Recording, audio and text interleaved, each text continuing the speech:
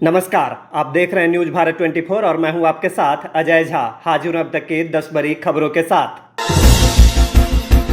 प्रधानमंत्री नरेंद्र मोदी महाराष्ट्र के पालघर के सिडको ग्राउंड में 76,000 करोड़ के प्रोजेक्ट्स का उद्घाटन करने के बाद उन्होंने सिंधुदुर्ग में 26 अगस्त को शिवाजी की प्रतिमा गिरने के मामले पर माफी मांगी। मोदी ने कहा, छत्रपति शिवाजी महाराज मेरे और मेरे दोस्तों के लिए सिर्फ एक नाम नहीं है। हमारे लिए छत्रपति शिवाजी महाराज सिर्फ एक महाराज नहीं है, हमारे लिए वे पूजनीय हैं। आज मैं छत्रपति शिवाजी महाराज के सामने नतमस्तक हूं और उनसे क्षमा मांगता हूं। प्रधानमंत्री मोदी से पहले महाराष्ट्र के CM Eknath Shinde, deputy CM Devendra Fadnavis और अजित पवार ने भी माफी मांग चुके हैं। सिंधुदुर्ग में जो हुआ, मेरे लिए, मेरे सभी साथियों के लिए छत्रपति शिवाजी महाराज ये सिर्फ नाम नहीं है। हमारे लिए छत्रपति शिवाजी महाराज ये सिर्फ राजा महाराजा राजपुरुष मात्र नहीं है। हमारे लिए छत्रपति शिवाजी महाराज आराध्य देव है।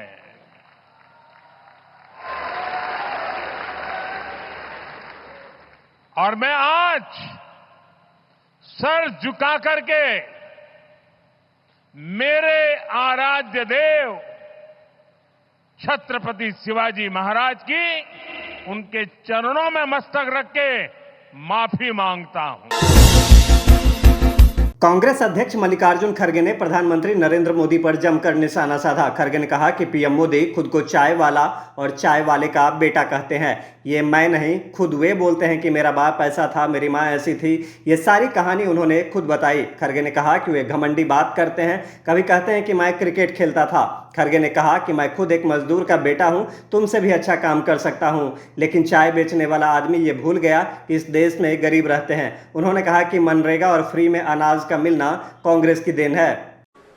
बीजेपी के प्राइम मिनिस्टर है मोदी, बाप बेचारा अपने आप को खुद बोलता है चाय वाला।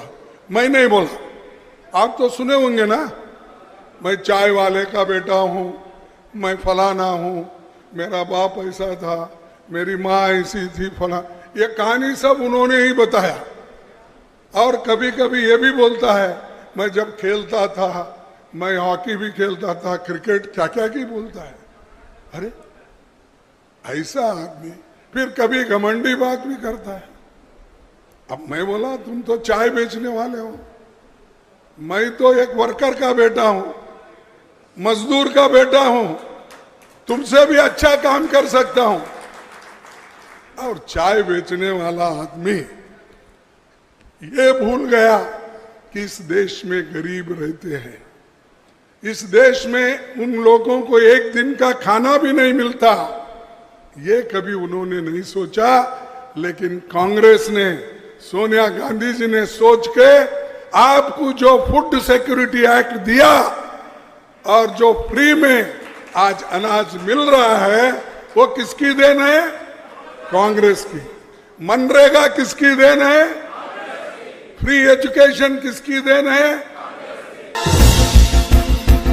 अपने सख्त फैसलों के लिए जाने जाने वाले असम के सीएम हेमंत बिस्वा शर्मा ने आज यानी कि जुम्मे के दिन राज्य के लिए एक विवादित फैसला लिया। उन्होंने असम में जुम्मे की नमाज के लिए 2 घंटे के ब्रेक को खत्म कर दिया है। सीएम ने इस बात का ऐलान करते हुए कहा कि इस तरह नियम बनाना मुस्लिम लीग की सोच थी। हमने उपनिवेशवाद के बोझ को अब खत्म कर दिया है।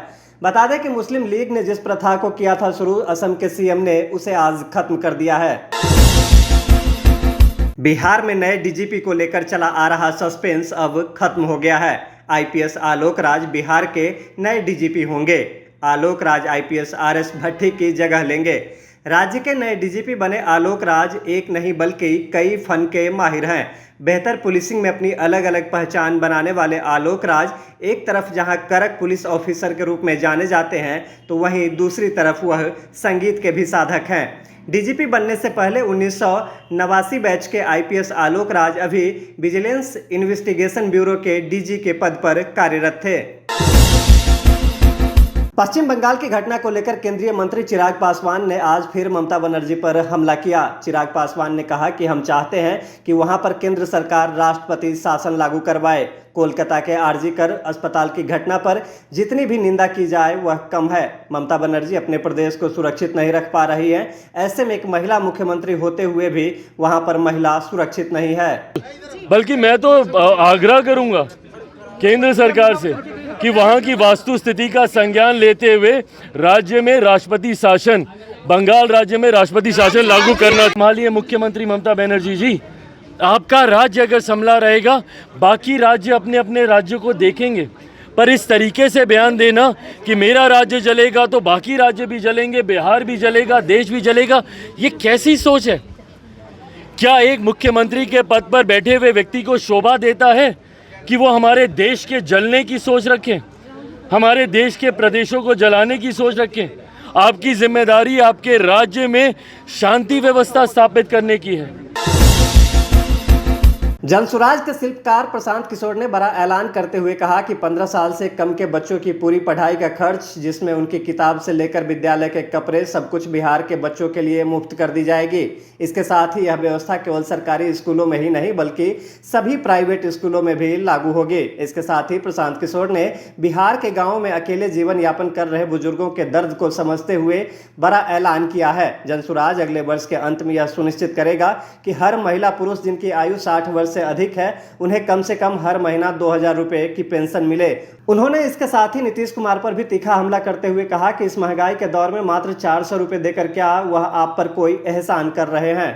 तो जब अगले बरस ये जनता का राज बनेगा तो 15 साल से कम उम्र के आपके बच्चे का कपड़ा लत्ता पढ़ाई का पूरा खर्चा सरकार से मिलेगा। चाहे आपको प्राइवेट स्कूल में पढ़ाना है उसका पैसा भी आपको सरकार से मिलेगा। और तीसरा संकल्प, गांव में चले तो बूढ़े लोगों का बड़ा कष्ट देखे।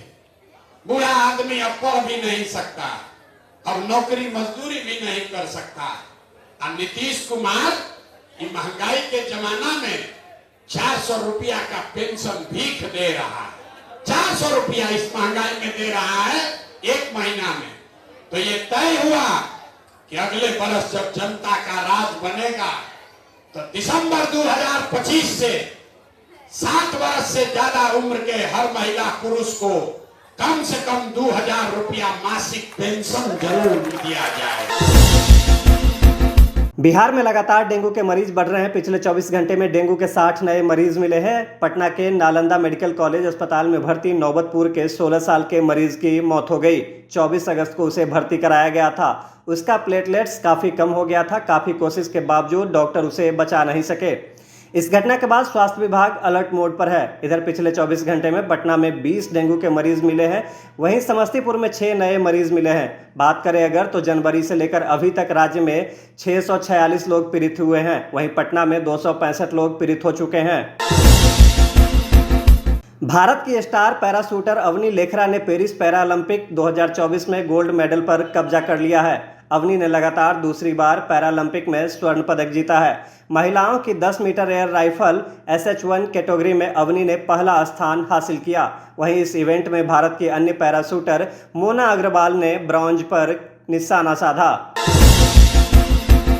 अमेरिका में राष्ट्रपति पद के लिए चुनाव होने वाले हैं। चुनाव में रिपब्लिकन की ओर से डोनाल्ड ट्रंप और डेमोक्रेट्स की तरफ से कमला हैरिस मैदान में है। चुनाव को लेकर अमेरिका में सियासी सरगर्मी बढ़ती हुई नजर आ रही है। नेताओं के बीच आरोप प्रत्यारोप का दौर जारी है। इस बीच उपराष्ट्रपति कमला हैरिस ने अपने प्रचार अभियान को और तेज कर दिया है। जॉर्जिया में एक रैली को संबोधित करते हुए हैरिस ने कहा, यह लड़ाई अमेरिका के भविष्य के लिए है।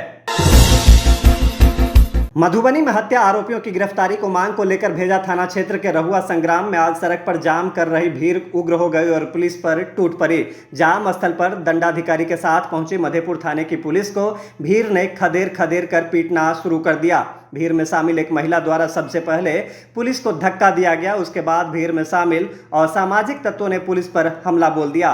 भीड़ के हमले से मधेपुर थाना अध्यक्ष प्रकाश चंद्र राजू, SI लक्ष्मण साहू एवं पुलिस बल के 4 जवान जख्मी हो गए।